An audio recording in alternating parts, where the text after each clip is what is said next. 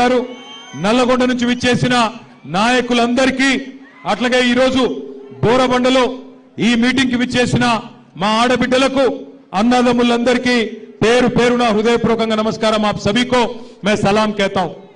ఈ రోజు బోరబండలో మీరు చెప్పిన స్వాగతం చూస్తుంటే మీరు చూపెడుతున్న ఉత్సాహం చూపెడుతుంటే ఖచ్చితంగా 14 తారీఖు నాడు గెలుపు పక్కా అయిపోయింది। మెజారిటీ ఎంత అన్నదే తేలాల్సి ఉన్నది। గెలుపు పక్కా, ఏం అనుమానం లేదు। కులాలకు అతీతంగా మతాలకు అతీతంగా అందరూ కూడా తిరిగి కేసీఆర్ గారు మళ్ళీ రాష్ట్రానికి నాయకత్వం వహించాలి, కేసీఆర్ గారు తిరిగి రావాలి అని కోరుతా ఉన్నారు। అది స్పష్టంగా ఇయాల మీ उत्साहంలో మీ స్వాగతంలో మీ జోష్లో కనబడతా ఉన్నది। मैं यहां पे जब आ रहा था किसी एक भाई ने मुझे 2 लाइन लिख के भेजा, मैं पढ़ के सुनाने की कोशिश करता हूं आप सबको। जो तेलंगाना चमका था केसीआर के दौर में, जो तेलंगाना चमका था केसीआर के दौर में, अब वो डूब रहा है रेवंत के शोर में। जो तेलंगाना चमका था केसीआर के दौर में, अब वो डूब रहा है रेवंत के शोर में। काम के बदले आज ड्रामा मिलता है, काम के बदले आज ड्रामा मिलता है, हर कोने में बस धोखा ही धोखा दिखता है। అంటే ఒక్కలను కూడా మోసం చేయకుండా వదిలి పెట్టలేదు కాంగ్రెస్ ప్రభుత్వం। నేనేదో ఉత్తమ మాటలు చెప్తలేను, కావాలంటే మీకే ఒక్కసారి చూపెడతా। ఏమన్నారు కాంగ్రెస్ వాళ్ళు ఎలక్షన్లకు ముందు, అందుకే ఈ టీవీలు అన్ని పెట్టి మీకు కాంగ్రెస్ వాళ్ళ మాటలు చూపెట్టాలనే ఈ టీవీలు పెట్టినాం। ఒక్కసారి టీవీలలో రేవంత్ రెడ్డి ఏమేం చెప్పిండు మాటలు ఎలక్షన్లకు ముందు అది ప్లే చేయాలని చెప్పి మా తమ్ములను కోరుతా ఉన్నా। పెన్షన్ ఎంత వస్తుంది? 2000 వస్తుంది కదా। వచ్చే నెల డిసెంబర్ 9 నాడు 2000 కాదు, ఇందిరమ్మ రాజ్యం వచ్చి నీకు 4000 రూపాయలు పెన్షన్ వస్తుంది। ఎవరు నడుకునే పని లేదు।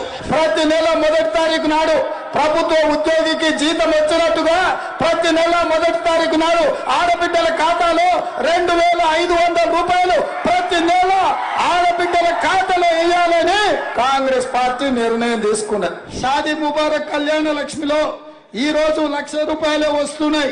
వచ్చే నెల మీరు తీసుకుంటే 1,00,000తో పాటు తులం బంగారం ఆడబిడ్డలకే ఇచ్చి పేదల కోసం ఇందిరమ్మ ఇల్లు కట్టుకోవడానికి, ఇల్లు లేని పేదలకు పెళ్లైన ప్రతి వాడికి ఇందిరమ్మ ఇల్లు కట్టుకోవడానికి 5 లక్షల రూపాయలు ఉచితంగా ఇవ్వాలని ఇవాళ కాంగ్రెస్ పార్టీ నిర్ణయం తీసుకున్నది। చూసినరా ఏం చెప్పిండో? చూసినరా? అందరు విన్నరా? 2 ఏళ్ళు అయింది, మరి 4000 పెన్షన్ వచ్చిందా? 2,500 వచ్చినాయా ఆడపిల్లలకి? తులం బంగారం వచ్చిందా? పెళ్ళైతే స్కూటీలు వచ్చినాయా? ఇందిరమ్మ ఇండ్లు వచ్చినాయా? హైదరాబాద్ లో ఒక్క ఇటుక పెట్టిండా? ఒక్క కొత్త రోడ్డు కట్టిండా? ఒక్క పనన్న చేసిండా? ఇయాలనేమో వచ్చి అన్ని ఉద్దర మాటలు చెప్తుండు। నాకు ఒక్క ఛాన్స్ ఇవ్వండి అయ్యా, నీకు ఒక్క ఛాన్స్ ఇస్తేనే కదా 162 మంది ఆటో వాళ్ళు ఆత్మహత్యలు చేసుకునే పరిస్థితి తెచ్చినావు। నీకు ఒక్క ఛాన్స్ ఇస్తేనే కదా హైదరాబాద్ ను బర్బాద్ చేసినావు। నీకు ఒక్క ఛాన్స్ ఇస్తేనే కదా ఇందిరమ్మ రాజ్యం అని చెప్పి ఇలా హైదరాబాద్ లో 1000 ఇండ్లు కూలగొట్టినావు। పక్కనే ఉంటది సున్నం చెరువు, ఆ సున్నం చెరువులో ఉండే గరీబోళ్ళందరినీ ఇండ్లు కూలగొట్టి మెడలు పట్టి నూకేసినావు। నీకు ఒక్క ఛాన్స్ ఇస్తేనే కదా ఇవాళ రాష్ట్రంలో ఉండే ప్రతి ఆడబిడ్డను మోసం చేసినావు। నీకు ఒక్క ఛాన్స్ ఇస్తేనే కదా ఇవాళ రాష్ట్రంలో ఉండే రైతులు 700 మంది చచ్చిపోయే పరిస్థితి తీసుకొచ్చినావు। నీకు ఒక్క ఛాన్స్ ఇస్తేనే కదా ఇవాళ హైదరాబాద్ లో రియల్ ఎస్టేట్ ఖతం చేసినావు। తెలంగాణ రాష్ట్రాన్ని అట్టడుగు స్థాయికి నంబర్ 1 ఉండే తెలంగాణ కేసీఆర్ ఉన్నప్పుడు ఇవాళ అట్టడుగు స్థాయికి తీసుకొని పోయి 2 ఏళ్లలోనే తెలంగాణ అంటే అట్టర్ ఫ్లాప్ రాష్ట్రం అని చెప్పి ఇవాళ అయ్యేటట్టు చేసిండు। ఇవాళ పెద్ద మాటలు మాట్లాడుతుండు। ఇవాళ వచ్చి మళ్ళా ఇది 2 ఏళ్లలో ఏదో ఉద్దర మాటలు మాట్లాడుతుండు। నాకు ఒక్క ఛాన్స్ ఇవ్వండి, నీకు 2 ఏళ్ల కిందటనే ఇచ్చిండ్రు ఒక్క ఛాన్సు, ఒక్క మాట నిలబెట్టుకోలే।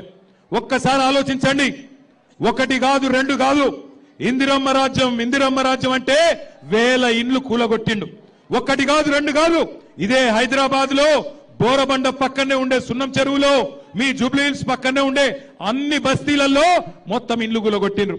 రేపు మీ బోరబండ మీదికి బుల్డోజర్ రావద్దంటే, మీ బోరబండలో గరీబోళ్ళ ఇల్లు కూలొద్దంటే కేసీఆర్ గారు పంపే సునీత గోపీనాథ్ గారిని గెలిపించండి. కారు బుల్డోజర్ కి మధ్యన జరుగుతున్న ఈ పోటీలో కారు గెలవాలి, బుల్డోజర్ ఓడిపోవాలి. ఒక్క మాట యాది పెట్టుకోండి, ఇవాళ పక్కన కుకట్పల్లిలో వచ్చిన కష్టం రేపు మీకు రాదు అనుకోవద్దు. ఈ ప్రభుత్వం గరీబోళ్ళ ఖిలాఫ్ ప్రభుత్వం.